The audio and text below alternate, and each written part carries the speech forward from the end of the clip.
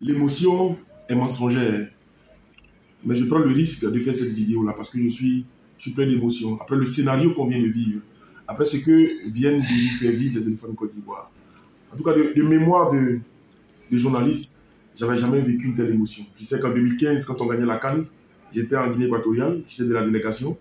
J'avais vécu ce moment-là, de bout en bout, jusqu'au sac final des éléphants de Côte d'Ivoire. En 92, j'étais qu'un gamin quand je voyais m'emmener à l'air arrêter ce pénalty d'Anthony Boisfeu.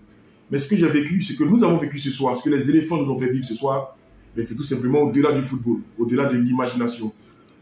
Mener, balloter, je l'ai dit, malmener tout simplement par une équipe malienne qui sait jouer au ballon.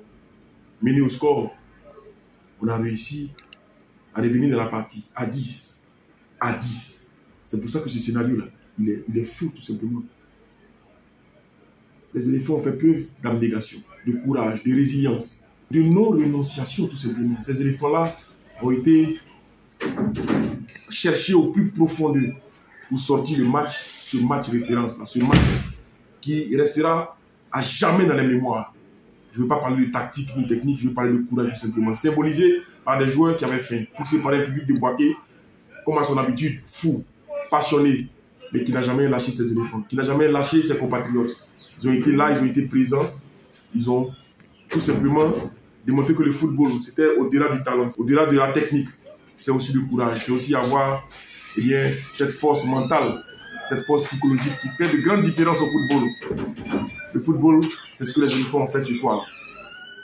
Depuis leur retour, j'ai envie de dire, depuis leur résurrection, les éléphants ne cessent de nous montrer des signes.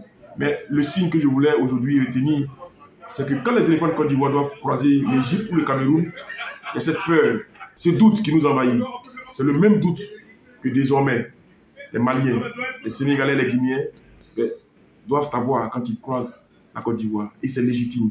Parce que ce scénario d'aujourd'hui démontre que les éléphants de Côte d'Ivoire sont une classe au-dessus. Quoi qu'on dise, quoi qu'on veuille penser.